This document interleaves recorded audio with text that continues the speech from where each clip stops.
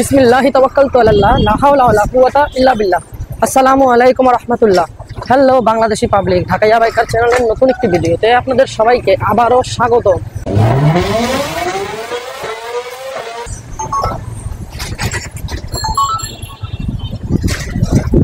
আজ জুন মাসের 25 তারিখ, রোজ বুধবার।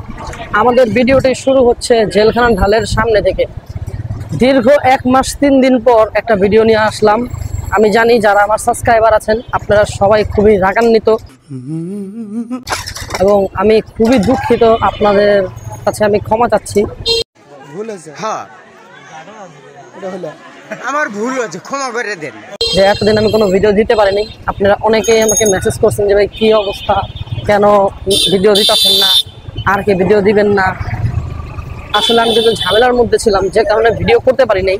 আল্লাহর রহমতে সব ঝামেলা এখন দূর হয়ে গিয়েছে। ইনশাআল্লাহ এখন থেকে রেগুলার আমরা ভিডিও দিব এবং আপনাদের সাথে যুক্ত থাকবো। আপনারা সবাই আগে যেভাবে আমাকে সাপোর্ট করতেন সেভাবেই সাপোর্ট করবেন ইনশাআল্লাহ। বাসা থেকে বেরোছিলাম 12টা বাজে, এখন ঘড়িতে বাজে 12টা 25।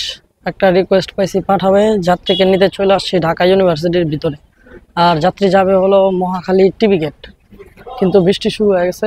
যাত্রীর সাথে আমার দেখা হয়েছে, কিন্তু যাত্রী বললো আমি একটু এদিকে ঘুরে ফিরি, বৃষ্টি শেষ হলে আয়া পড়ব আর কি।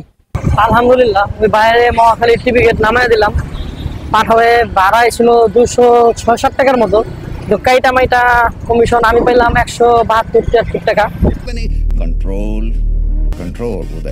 যাই হোক, বাইরে যখন আমি তুলতেছিলাম তখন কিন্তু ছিল বৃষ্টি, আর এখন দেখতেছেন কঠিন রোদ। আর গুলশানের দিকে রোডগুলো দেখলে তো মনে হইতেছে না যে এখানে বৃষ্টি বৃষ্টি বলতেও কিছু হয়েছে। তো যাই হোক, বাজে এখন ঘড়িতে একটা। পরবর্তী রিকোয়েস্ট দেখি কখন পাই। তো মহাখালীতে আমার বেশিক্ষণ অপেক্ষা করা লাগে নেই। গুলশান 1-এর সামনে থেকে আরেক বাইরে একটা রিকোয়েস্ট আইসা পড়ছে। এখন উনারই পিক করে নিয়ে যেতেছে ওনার গন্তব্যের দিকে। তো আজকে অনেকদিন পর আমি ক্যামেরা নিয়ে বেরোইছি, যার কারণে অনেক মিস্টেক হইতাছে। এই যে প্রথম যাত্রী বা দ্বিতীয় যাত্রী কারোই পিক আপ ফুটেজ বা নামানোর ফুটেজ আমি নিতেই পারিনি।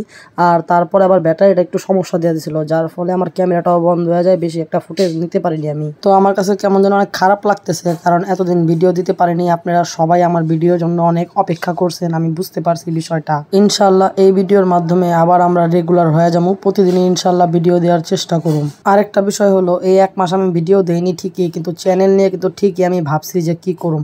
তাই ভবিষ্যতের অনেক পরিকল্পনা নিছি আমি এই চ্যানেল নিয়ে। ইনশাআল্লাহ নিত্য নতুন স্টাইলের ভিডিও তৈরি করুম। আমি আশা করি আপনারা সবাই ঢাকাইয়া বাইকারের সাথেই থাকবেন, কারণ সামনে আমরা নতুন স্টাইলে ভিডিও তৈরি করুম, আগে যেভাবে করতাম সেভাবে না। তো যাই হোক, আজকে কিন্তু আমি 12টা বাজে বেরোইছিলাম আর বাসায় পৌঁছেছি 6টা বাজে, মানে 6 ঘন্টা রাইড শেয়ার করছি। আর রাইড শেয়ার করে কত ইনকাম করছি সেটা জানাই দিতেছি আপনি করে।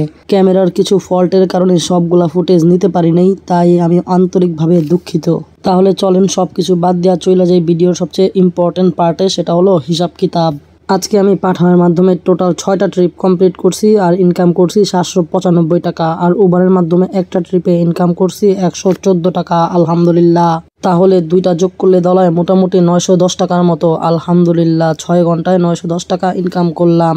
আরেকটা বিষয় আমি ক্লিয়ার করে দেই, এই 1 মাস আমি ভিডিও দিই নেই ঠিকই, কিন্তু রাইড শেয়ার কিন্তু আমি ঠিকই করছি। কেউ আবার মনে করেন না যে রাইড শেয়ারও করি নাই, রাইড শেয়ার ঠিকই করছি। ইনশাআল্লাহ এখন থেকে তো বেশি বেশি রাইড শেয়ার করুমই আর ভিডিও করুম ইনশাআল্লাহ। আপনারা সবাই আমার পাশে থাকবেন, আমার জন্য দোয়া করবেন। তাহলে আজকের ভিডিওটি এ পর্যন্তই। সবাই সুস্থ থাকবেন, ভালো থাকবেন। আসসালামু আলাইকুম ওয়া রাহমাতুল্লাহ।